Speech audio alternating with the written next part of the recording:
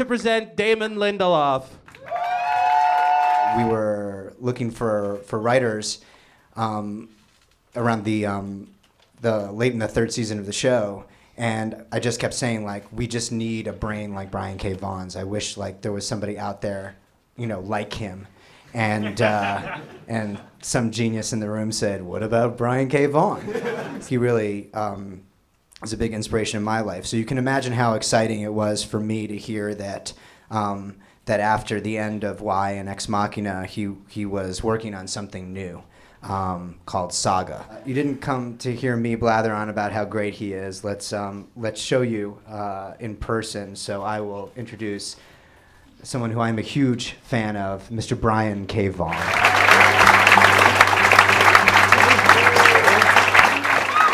This project has been festering since your early childhood.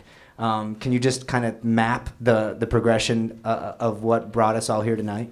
Yeah, well, I guess this is sort of Saga is inspired in part by a weird imaginary world that I've always had in the back of my head that wasn't ever supposed to be for anything, just because I'm deranged and I would escape to sort of this place that, you know, I'd sort of steal bits of pop culture that I liked and keep building out this fanciful universe just as a place to escape to. And I haven't stopped doing that because I'm weird.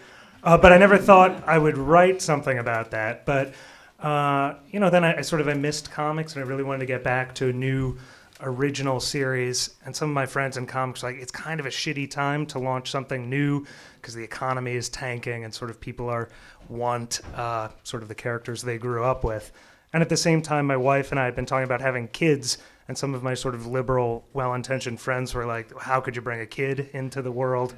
You know, it's an awful time. And I realized that making a comic and making a baby were kind of the same thing, and so I could combine these two, and it would be less boring if I set it in a crazy sci-fi fantasy universe. So it's not just anecdotes about diaper bags and things. So that's kind of the genesis of how this came to be. And how long ago did you first put pen to paper on it? I guess it was right before my daughter was born a year ago. So maybe, I guess 18 months ago or so. It'd been in my head forever. But that's when I wrote something really quickly, and it was sort of the hard part was finding an artist, since it's very hard to find people who can draw this well.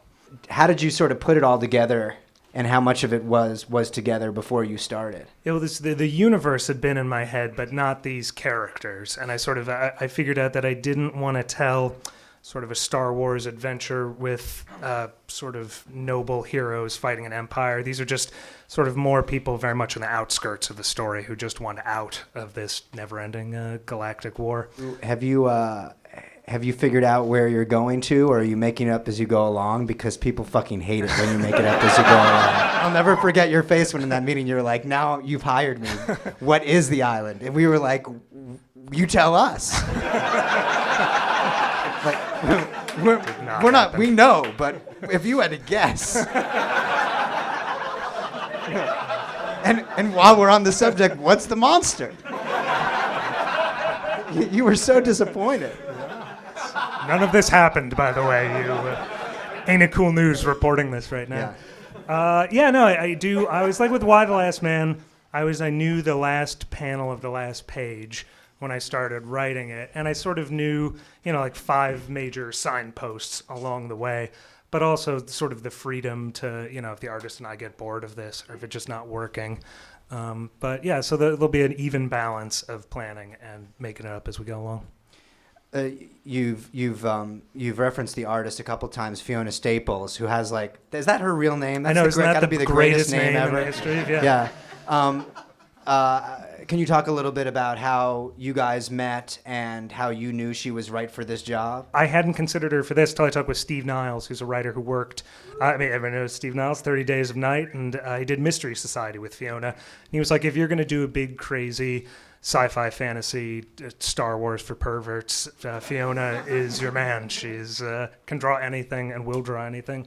And so, yeah, I talked with Fiona. We had one sort of brief conversation early on. And she, I asked, what's your favorite movie? And she's like, 2001. And she said, here's what I hate to draw. Here's what I love to draw. And this sounds cool. And so we were off and running. So, yeah, I she's crazy. It's one of the happiest collaborations I've ever had. She's just so unlike, I guess, any other artist I've ever seen. Her stuff's really awesome. You've done something very interesting here, which I'm sure has been done before, but I can't really think of it directly, which is that you've blended science fiction and magic. How you would describe this book?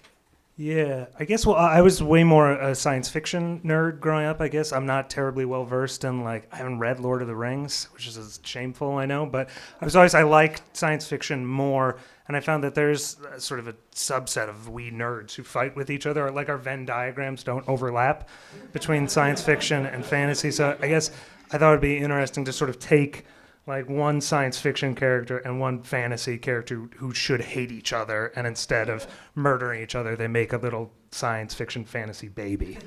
So the book is a science fiction fantasy baby. I'd love to thank Meltdown and the Nerdist for hosting this event. Oh, thank you very much for doing this, please.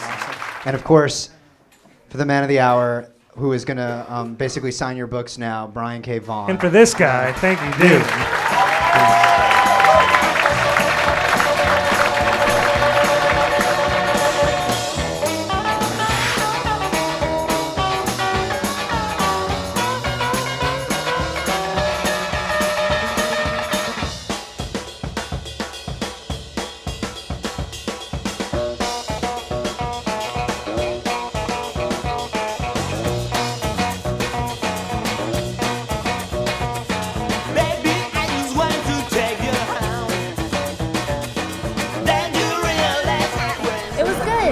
I've never heard him speak before, but I've liked a lot of his work, so it was really exciting to hear him talk, and I'm a fan of Damon Lindelof also, so it was a really nice conversation, and I'm really glad that I came out.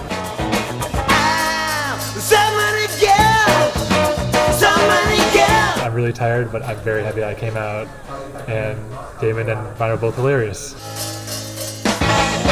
Thank you very much, Meltdown.